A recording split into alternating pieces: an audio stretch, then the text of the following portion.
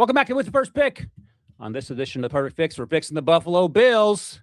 I'm Ryan Wilson. That's former Titans GM Rand Carthon.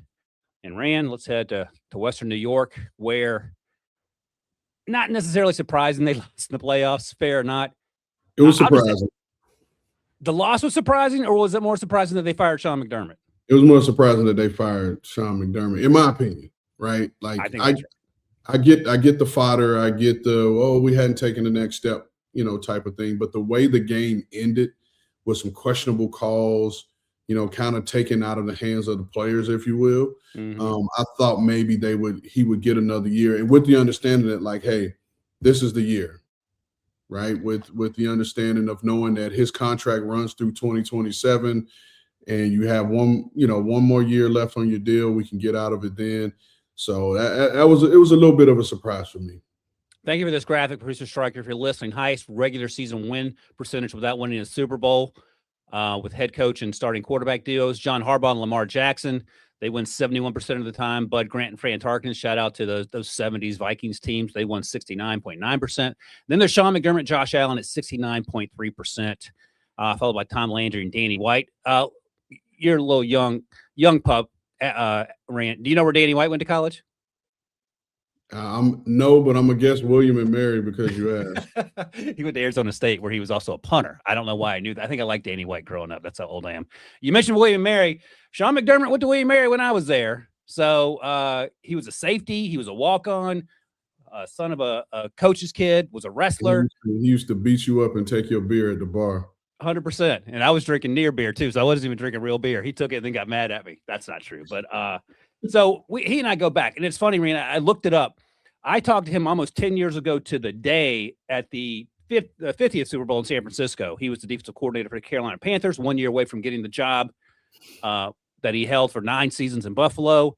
And before we get going and all that, I want to ask Bills fans what you guys think about the decision to move on from Sean McDermott. And Rand, I want to get your opinion on this after I asked the question to our faithful listeners and viewers. What do you think about the idea of Brandon Beane not only sticking around, but getting a promotion? Because on the outside looking in, not knowing anything, that gets my antenna up. Like, okay, that's interesting, because this team was put together by Brandon Beane. He's the general manager. And then you ask Sean to go coach him up.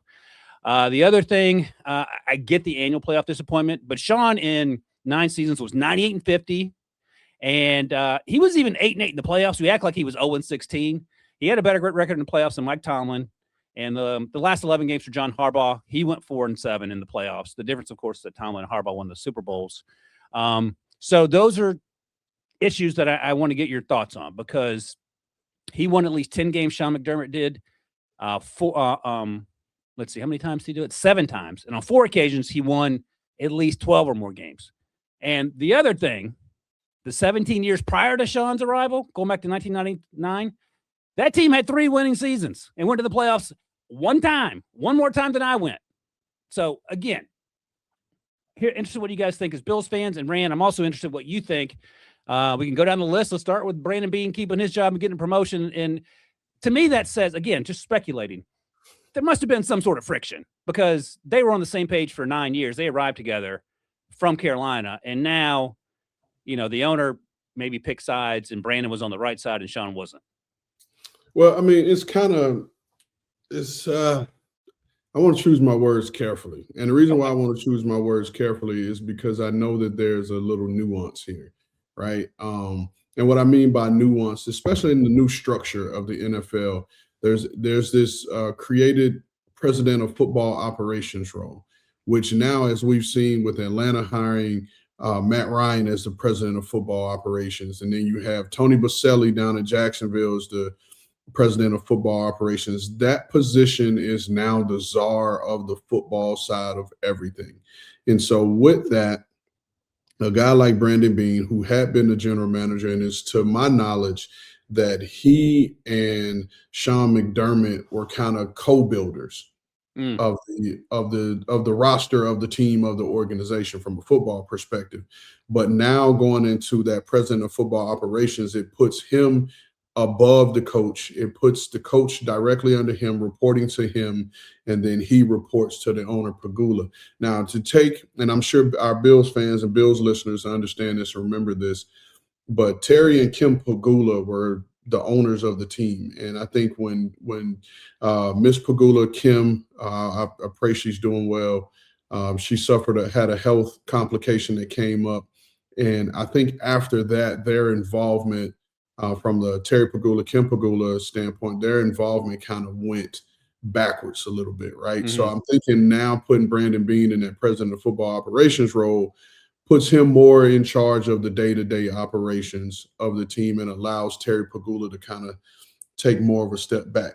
Now, to your larger point of Brandon Beane in his role as GM picks the players, Sean McDermott coaches them. That's not always true. A lot of these coaches have final say over the roster in terms of who's playing, who's going to be active, who's going to make the actual team. And the GM's job is the player acquisition piece. But a lot of, and you've heard me talk about it, you've heard Rick talk about it. And it's the new buzzword, right? When it surrounds hiring and firing GMs and head coaches, collaboration. And a lot of these head coaches and GMs work together on the players. So you don't get to be absolved just because that's not your necessary expertise when you're a coach. I think I saw something where Nick Saban may have said last night or a couple of weeks ago, like, why would you want to be involved in a place that doesn't allow the coach to pick the players or be involved in the process of picking players?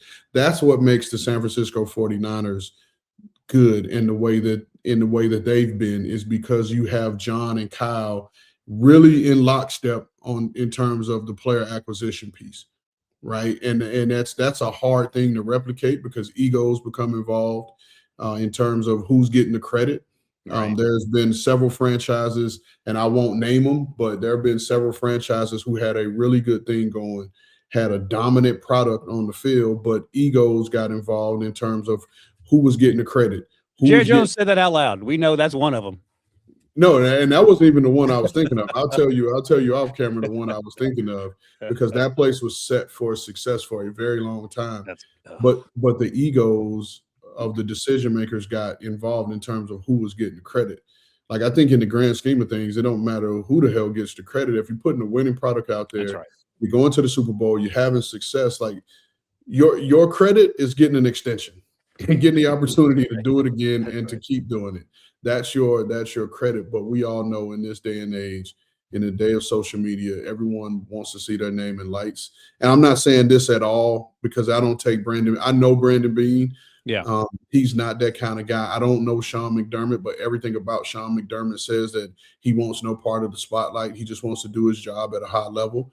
But I think in this case, they just want to get over the hump. And I think this year, and we talked about it so much in the media, no Burrow, no Mahomes, no Lamar Jackson, and that, Josh Allen, this is the easiest road, quote unquote, easiest road he'll have to get to the Super Bowl, and they weren't able to do it.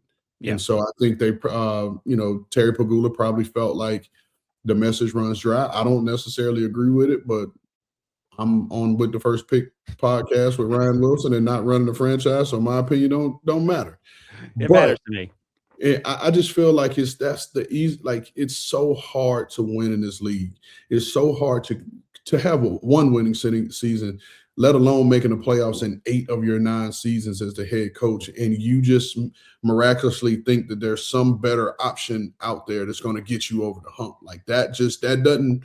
And especially in a cycle that 10 head coaching jobs were open, right? And go back and listen to people like, there's no real hot shot candidate in this pool, but yet you think you're going to find it in this cycle. So it's the NFL. I just leave it at that. It's the NFL. I used to talk about this with Rick, and I've talked about it with you as well. Once the leaves start turning and you get past Thanksgiving, it becomes Game of Thrones sometimes on NFL teams, from the players to the front office. And then the owners left to be the overseer to figure it all out. And a lot of times it doesn't end well. I do appreciate the clarification on Brandon Beane, because I'm not trying to throw him under the bus. I'm just telling you what it looks like from the outside looking in, given the success. But here's something that's interesting, Rand, because I went and looked this up. When you fire a head coach who had a winning season and went to the playoffs, and then you get rid of him that offseason, the next year, here's some names. So Tampa Bay got rid of Tony Dungy. They went 9-7 with Brad Johnson. John Gruden went to the Super Bowl the next year with his players or not. He won the Super Bowl. Of course, famously, San Diego fired Marty Schottenheimer after they went 14-2. Norv Turner came in the next 3 seasons. They went 32-16. They made it as far as the AFC Championship game.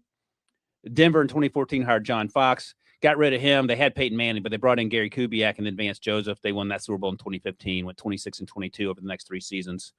And then Jim Harbaugh, got fired in San Francisco back in the day.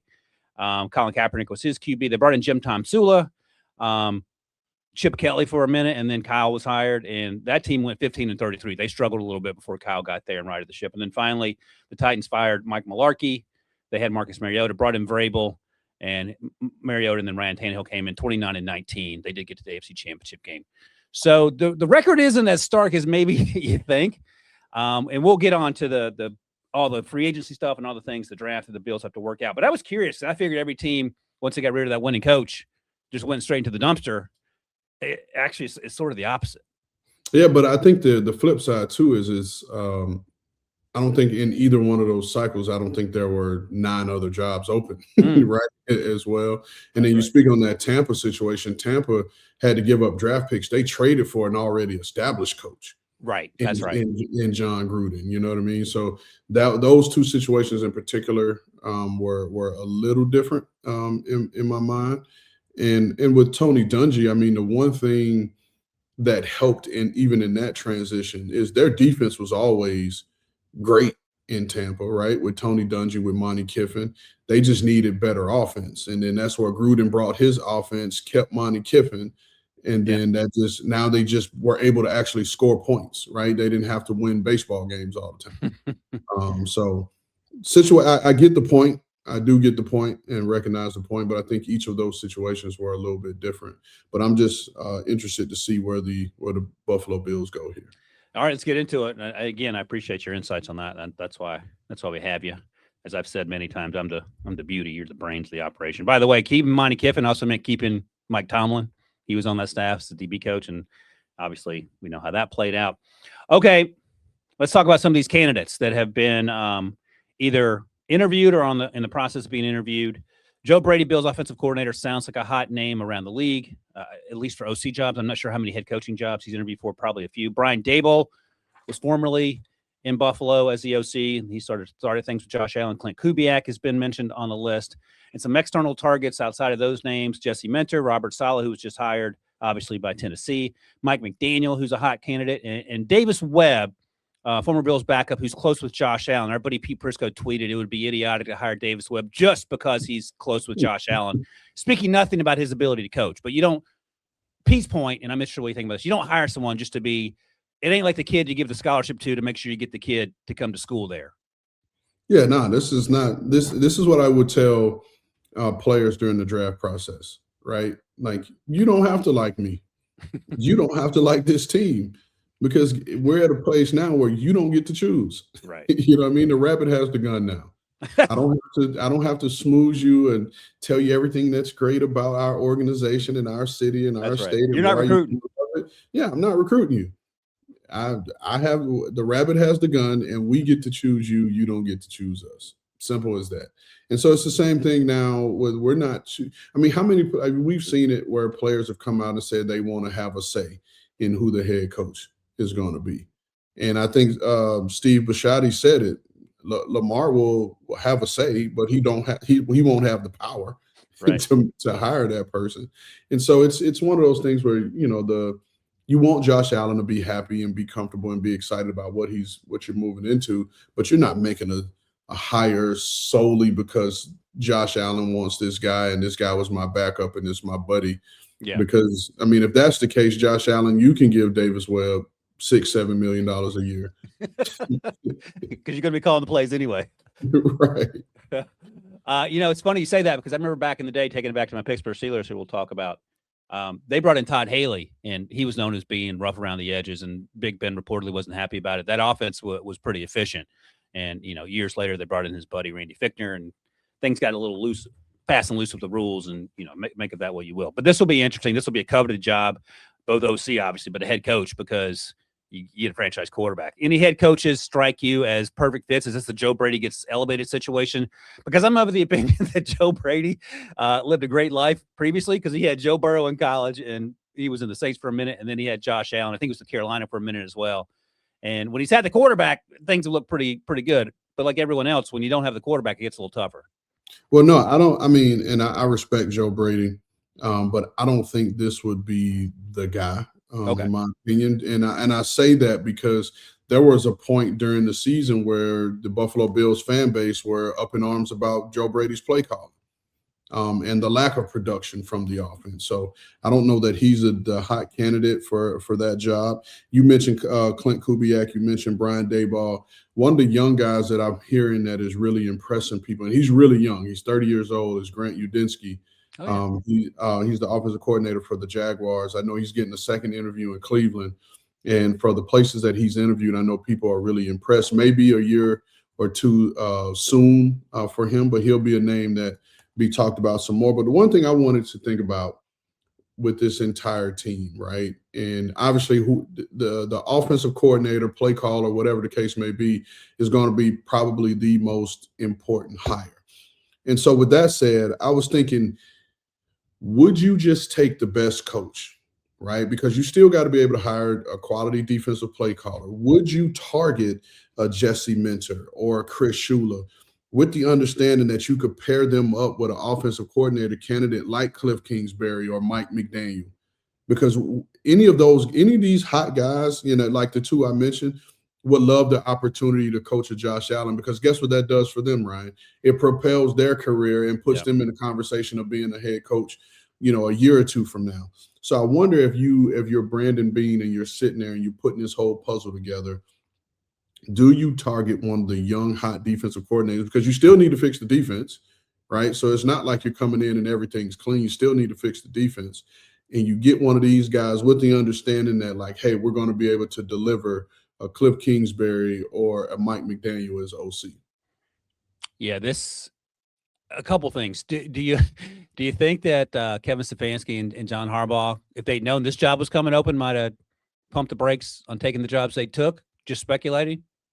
Well, I'll say Harbaugh for sure, right? Because Harbaugh, I would think that he would probably run it back with his coordinators from Baltimore and have Todd Monken as the OC. We saw what he's been able to do with that offense with Lamar, and Josh could do similar things. And so you know from that standpoint it could work. And then whether on defensive side of the ball, for his coordinator, whether it's Zach Orr or Denard Wilson or Anthony Weaver, getting one of those three type guys and who he's all worked with to call the defense for him would definitely work and put them in position to really make a run. So I think it would make a lot more sense for John Harbaugh. I think for Kevin Stefanski coming into this, it will be a situation where, he's been a two-time coach of the year, but his record on the back half of since those coach of the years, I don't know that he would have been as desirable for Brandon Beane as a guy like John Harbaugh would have. Yep, fair enough. All right. Man, we spent some time on this, but a lot has happened since the end of the season for Buffalo, so I'm okay with that, and I think producer strikers too. All right, let's continue to lean on your front office experience, Fran, here. Let's set the table on some free agency stuff here because the Bills not in great salary cap space situation. They're $7.7 million over, so not terrible, but they have some work to do because they got a ton of dudes that are going to be free agents. Woo-wee. Thank you here, producer Striker. Connor McGovern, Daquan Jones, these guys are all big contributors. Joey Bosa, AJ Epinesa, Matt Milano, Trey White. DeMar Hamlin didn't play a lot this year, but his contract's up. Shaq Thompson, did. Jordan Phillips came on after their loss and was shocked that they had fired Sean McDermott. Jordan Poyer and Mitch Trubisky. Larry Ogunjobi is another name, and I can't believe this is your striker right here, Rand. No Matt Prater or Mitch Wisnowski on this list. Both kicker and punter, their contracts. I didn't make this. I didn't make it. Look at that, passing the buck. And that's why Sean McDermott doesn't have a job, striker, just like you, passing the buck. And Reggie Gillum, I mentioned. Brandon Cooks, sweet mercy. Okay, so they got a lot of work to do, not very much money to do it with. You can do your salary cap calculus, but any of these guys that have to be bring back guys? Yeah, I think Again, I'll say this: I'll just put it as simple. There are guys on the list that you like to have back, but you can't make that designation until you hire your next head coach. Yeah, that's And right. then how those guys fit in the scheme. I really like, and again, this is, personal to me. This the nature of the fullback position. I like Reggie Gillum and what he brings from a toughness and identity standpoint to the team. But if the new offensive coordinator doesn't carry a fullback, then guess what? He's not a fit. So you talked about them being $7 million and some change over the cap. They're $400,000 in dead cap money, which is great. To me, two guys that I think they need to visit in terms of either being a cap casualty or the renegotiation conversation, is tight end Dawson Knox.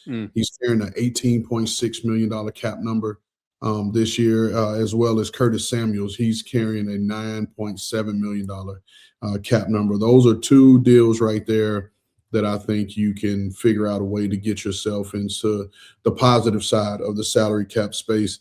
You mentioned all those free agents that they have, little bit of money to spend, but then tying it into the draft, you only have 7 total draft picks. Right. And that's a 1 or 2 or 3 or 4 or 5 and two sevens. And so you only have 7 draft picks. And so the next thing would be is who on this roster could they purge and get picks for? Right? Would it be a Dawson Knox? Could it be someone else that that you could get a pick for to obviously bring that draft capital number up?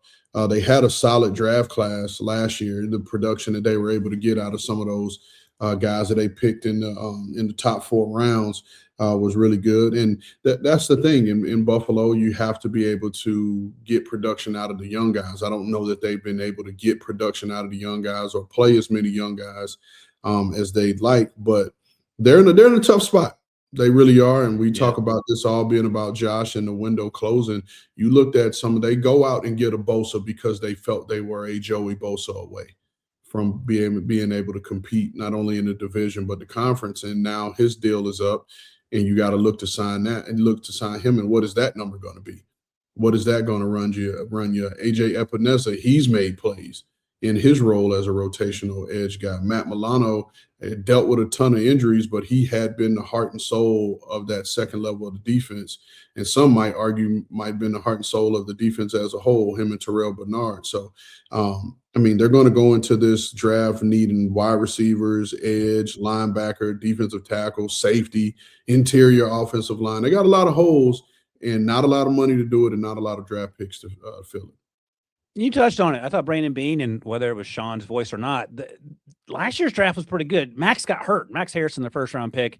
When he was on the field, we saw glimpses of what he could be. TJ Sanders battled injuries. Landon Jackson battled injuries. Deion Walker had that interception in the game. He had back injuries coming out of school.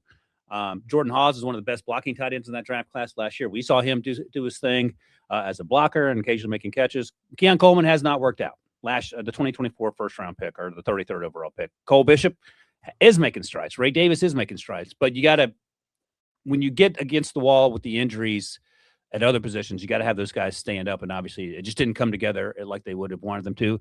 All right, you mentioned they got 7 draft picks. They're picking 26 as we sit here. The Buffalo Bills are. Let's play the old game where I mentioned some names. You tell me who gives them the biggest bang for buck at pick 26. Here's a guy we haven't mentioned in a while. Tennessee wide receiver Chris Brazzell. Emmanuel Pregnon, the guard out of Oregon, transferred from USC. Edge rusher T.J. Parker out of Clemson. Caleb Banks, defensive lineman out of your Florida Gators. And a couple more. C.J. Allen, the linebacker out of Georgia, or the Toledo safety, Emmanuel McNeil Warren, all at the bottom of the first round, that sort of area. Maybe you move up and move down 10 spots if that's what feels right for the names I mentioned there. But what player gives you the biggest bang for buck, you think? I would automatically go to Caleb Banks because I think highly of Caleb Banks. I think when everything's right, and we didn't necessarily see that in 2025 on the tape with him, but he has dynamic ability to be effective as an interior guy. I know he's well thought of in the scouting community. He's one that teams are going to really have to spend a lot of time with in the spring to figure him out and figure out, what's going to be what. Is that, what was it, Ryan? Was it pick 25, 26? 26. 26. Is he one of the top 26 players in this draft class? I would probably say yeah, from a talent perspective. But again, you're not just drafting the talent, you're drafting the person as well. And so that, from that standpoint, you will really need to dig a little bit more and figure him out. But Brandon Beane does have a history of trading back, particularly at that spot in the draft. It was a couple years, I know for sure, that he traded completely out of the first round and just continue to trade his way back, pick up more picks. So that could continue to be his strategy for the Buffalo Bills, and we'll see how many overall picks that lands him. All right, Bills fans, let us know which free agents currently on the roster you think are worth keeping given the salary cap restrictions. And then of the names we mentioned or didn't mention, who do you think the Bills should target in terms of being the biggest impact guy in 2026 in the draft with that 26th pick? As we sit here, all right, we're back on our strictly podcasting platform. So, producer Stryker, you got the drop. Playoffs? Don't talk about it. Playoffs? Man, I miss my Jim Mora. Here's a question I have for you, Rand, and this is what I was thinking as I was getting ready for this. Is this team, the Buffalo Bills, in the year of our Lord 2026 on January 20th as we're recording this, are they closer or farther away from the Super Bowl than they were a week ago? I think farther, especially spelling it all out the way we have. And I know that's foreign and it's probably unpopular, but after seeing all those guys and the impact of all those guys that are going to be free agents, learning where you are from a salary cap perspective and the only 7 draft picks, I think they're a little bit farther. Now, again, you have one of the better quarterbacks in our league. You have one of the better backs in our league. You have guys at key spots that can help you, but man, you got a lot of ground to make up. You got a lot of ground to make up. And like you said, next year, Lamar will be back. Mahomes will be back at some point. Joe Burrow will be back and healthy at some point. You got all these other teams that are getting better. Chargers will be healthy. Chargers will be healthy. Colts will be healthy. So it's the gap is closing. Yeah, 100%. That's where I'm at as well. It sounds crazy to say because you have your franchise quarterback, but a lot of changes and a lot of upheaval and a lot of things to sort out with the roster, with the head coach, with the OC, with the salary cap. The constant is Josh Allen, and then everything else is sort of up in the air. All right, Bills fans, let us know what you think about that in terms of how far this team is away from getting closer to the Super Bowl. And they've been incredibly close. It does feel like they've maybe taken a step or two back, but we'll find out together. For now, it feels like not necessarily going in the wrong direction, but maybe doing a little mini moonwalk. All right, that's it for us doing the perfect fix for the Buffalo Bills.